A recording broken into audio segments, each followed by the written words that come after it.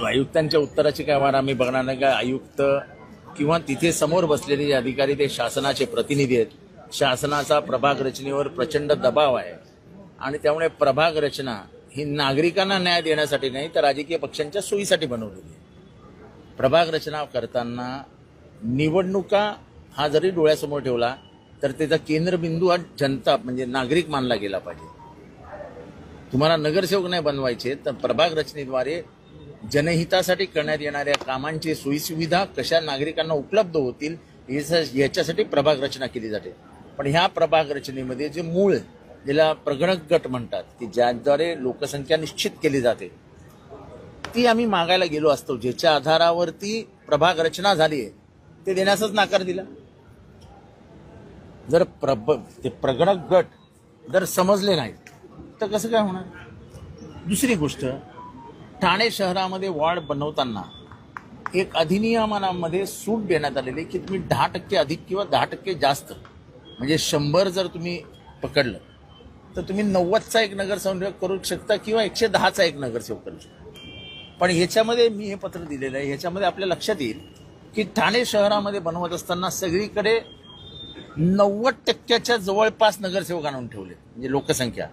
आणि तेच कळव्याच्या पुढे गेलं की जिथे साधारण इथल्या सत्ताधाऱ्यांच्या विरोधात मतदान होतं तिथे मात्र 110% पार नियम मोडून 111% सुद्धा लोकसंख्या धरलेली.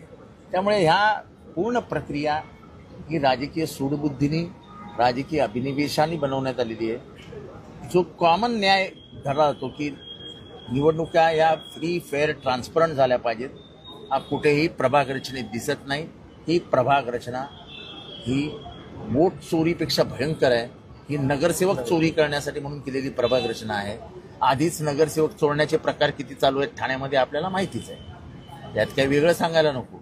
पण आता मात्र प्रशासनाला निवडणूक आयोगाला हाताशी धरून प्रभाग रचनेच्या माध्यमातून आपली राजकीय सोय करण्यासाठी म्हणून ही प्रभाग रचना केलेली आहे असं आज सगळ्या राजकीय पक्षांच्या प्रमुख लोकांनी सांगितलेलं आहे. आमचा ह्या पूर्ण प्रभाग रचनेलाच आक्षेप आहे. तसंच प्रभाग रचना जाहीर झाली, आक्षेप मागवले, त्या दिवसात होते गणपती. लोकांनी आक्षेप कधी घ्यायचे? म्हणजे लोक गावाला गेली होती ती काल परवा लोक गावावरनं आलेली आहेत तर आक्षेप घेण्यासाठी अभ्यास करावा लागतो. जर तुम्ही वॉर्ड बनवला कसा हीच माहिती द्यायला तयार नाही तर मग आक्षेप कशावर घ्यायचे?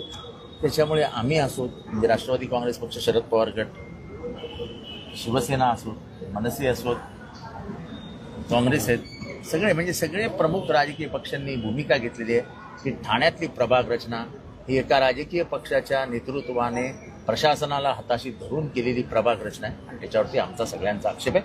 कारण का ठाणेकरांच्या हिताच्या विरोधात. सर, संजय सेठी देखील या संपूर्ण बैठकीला होते, आपण विश्वास व्यक्त केला संजय सेठींना संपूर्ण ठाणे मारणे. असं मी संजय सेठींना साधा प्रश्न विचारला की येऊर गावाला, येऊर डोंगरावर आहे, कोकणीपाडा म्हणजे टिकुजिनी वाडीचा भाग जोडण्यात आलेला आहे. येऊर आणि टिकुजिनी वाडीवरनं जाणार कसे? 4 डोंगर चढून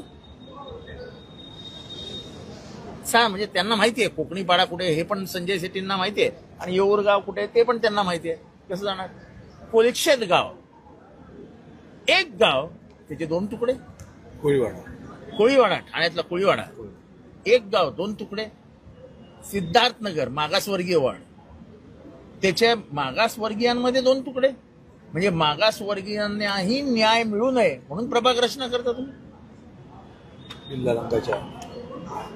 प्रभाग रचना करत असताना सामाजिक समतोल साधला गेला पाहिजे हा एक संविधानाने दिलेला नियम आहे.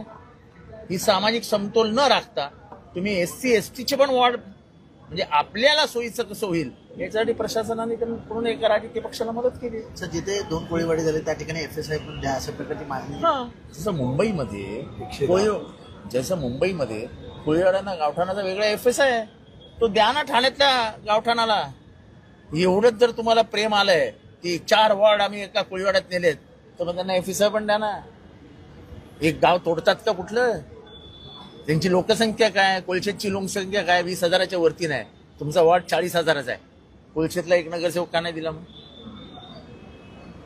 हे फक्त राजकीय सोयीसाठी आणि इतर पक्षांच्या वरती राजकीय सूड उगवण्यासाठी म्हणून केलेली प्रभाग रचना आहे. निवेदन दिलंय काय त्याच्यात प्रामुख्याने त्या निवेदनामध्ये आणि काय मागणी नाही, आता मी निवेदन तुमच्या हातातच देतोय.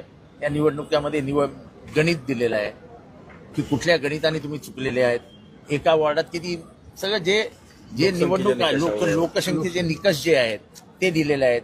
त्याच्यात वॉर्ड दिलेले आहेत.